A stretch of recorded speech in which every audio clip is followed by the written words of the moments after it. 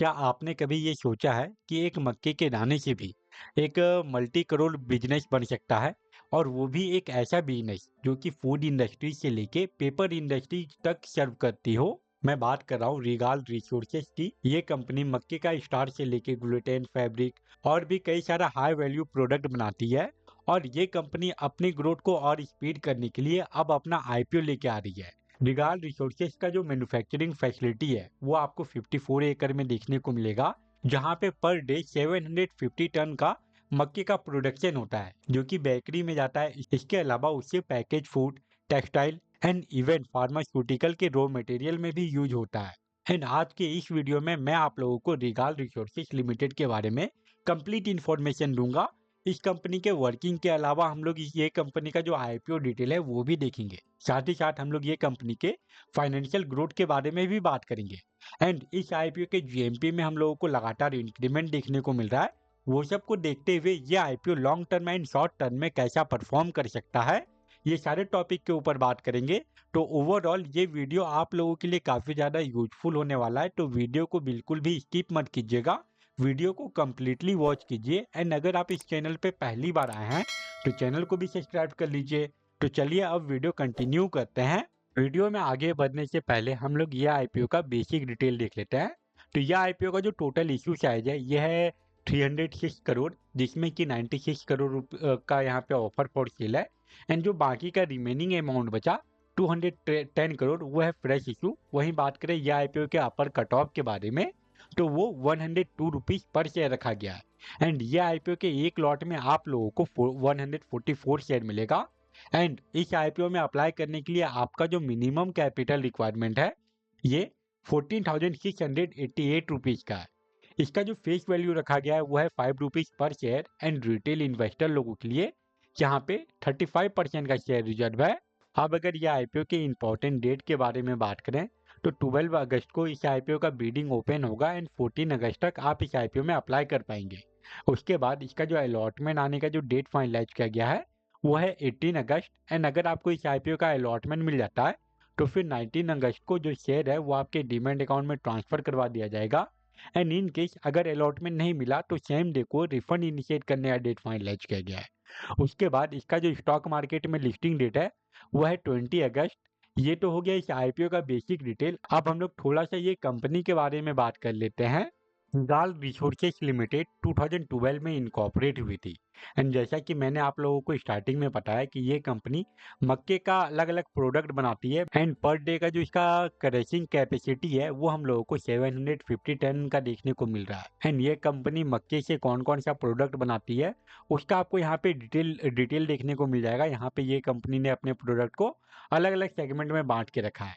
इसका जो manufacturing facility है वो आप लोगों को बिहार में देखने को मिलेगा, जिसका कि साइज 54 एकड़ में फैला हुआ है। एंड रिगाल रिसोर्सेज अपने प्रोडक्ट को एक्सपोर्ट भी करती है, जिसमें कि मेनली आपको नेपाल एंड बांग्लादेश देखने को मिल जाएगा। वहीं अब अगर बात करें ये कंपनी के क्लाइंट के बारे में तो यहाँ पे आपको अलग अलग इंडस्ट्रीज की कंपनियां देखने को मिल जाएगी, जिसमें कि बहुत सारी कंपनियां ऐसा है जो कि पेपर बनाने का काम करती है, टिश्यू पेपर बनाने का काम करती है। इसके अलावा बहुत सारा कंपनी ऐसा भी है जो कि फूड प्रोडक्ट बनाने का काम करती है। साथ ही साथ कुछ कंपनियां ऐसा भी है जो कि कैटल्स के लिए फूड बनाने का काम करती है। ओवरऑल इस कंपनी के क्लाइंट बेस में आपको paper industries, food food package industries, nutritional product industries के अलावा कुछ कंपनियां ऐसा भी देखने को मिल जाएगी जो कि जानवर के लिए फूड पैकेजिंग का काम करती है। वहीं अब अगर हम लोग ये बात करें कि ये कंपनी जो अपना आईपीओ लेके आ रही है उसके पीछे का ऑब्जेक्टिव क्या है, आईपीओ से जो पैसा मिलने वाला है ये कंपनी को उसका ये क्या यूज करने वाली है। तो आईपीओ से फंड रेज करने के बाद ये कंपनी का जो एक बड़ा हिस्सा जाने वाला है, मतलब कि 159 करोड़ रुपीस जाने वाला है अपने लोन या फिर बोरोइंग का रीपेमेंट एंड प्री पेमेंट करने के लिए। तो आईपीओ आने के बाद मोस्ट प्रॉब्ली इस कंपनी का जो डेट टू इक्विटी रेशियो है उसमें गिरावट आएगा। इसके अलावा जो बाकी का रिमेनिंग अमाउंट बचेगा वो जनरल कॉर्पोरेट पर्पस में जाने वाला है। ये सारे डिटेल के बाद अब हम लोग चलते हैं ये वीडियो के इंपॉर्टेंट पार्ट पे, जो कि है ये कंपनी का फाइनेंशियल परफॉर्मेंस। रिगाल रिसोर्सेज के फाइनेंशियल परफॉर्मेंस में हम लोगों को ईयरली बेसिस पे लगातार ग्रोथ देखने को मिल रहा है, चाहे वो इसका रेवेन्यू हो या फिर इसका नेट इनकम हो।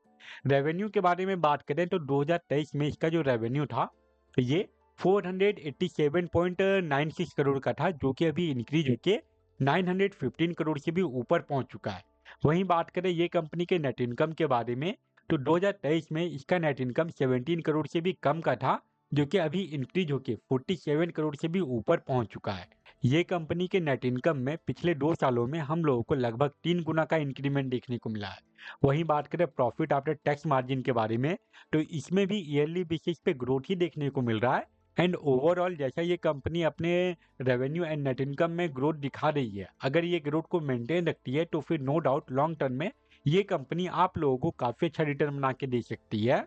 वहीं अब अगर बात करें ये कंपनी के वैल्यूएशन एंड मार्जिन के बारे में, तो इसका जो ईपीएस है वो आईपीओ आने के बाद 4.64 का रहने वाला है, एंड जो पी रेशियो है वो 20 से लेके 22 के बीच का होगा। वहीं बात करें इसके R O and W percentage के बारे में, तो यहाँ पे हम लोगों को ईयरली बेसिस पे ग्रोथ देखने को मिल रहा है। साथ ही साथ इसका जो आर ओ सी परसेंटेज है, ये भी अभी हम लोगों को 14% से ऊपर देखने को मिल रहा है। इब्डा परसेंटेज में भी ईयरली बेसिस पे ग्रोथ है। ओवरऑल ये कंपनी का वैल्यूएशन एंड मार्जिन ठीक ठाक ही लग रहा है। इसका जो डेट टू इक्विटी रेशियो है वो फिलहाल के लिए अभी हम लोगों को 2.08 का देखने को मिल रहा है। बट जैसा कि मैंने आप लोगों को बताया कि आईपीओ आने के बाद ये कंपनी अपने लोन का रीपेमेंट एंड प्रीपेमेंट करेगी, तो उसके बाद हम लोगों को इसके डेट टू इक्विटी रेशियो में भी गिरावट देखने को मिलेगा। अब अगर हम लोग रिगाल रिसोर्सेज को इसके पेयर के साथ कंपेयर करें, तो बाकी कंपनियों के मुकाबले इसका जो पी रेशियो है वो भी हम लोगों को मैनेजेबल देखने को मिल रहा है। एंड जो इसका ईपीएस है वो बाकी कंपनियों के मुकाबले ठीक ठाक ही लग रहा है। वहीं बात करें R O and W percentage के बारे में, तो बाकी कंपनियों के हिसाब से इसका जो R O and W percentage है वो सबसे ज़्यादा है। एंड अगर रेवेन्यू कंपेयर करें तो वो भी हम लोगों को ठीक ठाक ही लग रहा है। ओवरऑल जैसा ये कंपनी का अभी तक हम लोग डाटा दिखे, चाहे वो इसका फाइनेंशियल रिपोर्ट हो या फिर वैल्यूएशन एंड मार्जिन हो, वो सबको देखते हुए ये आईपीओ लॉन्ग टर्म में इन्वेस्टिंग करने के लिए एक अच्छा ऑप्शन हो सकता है।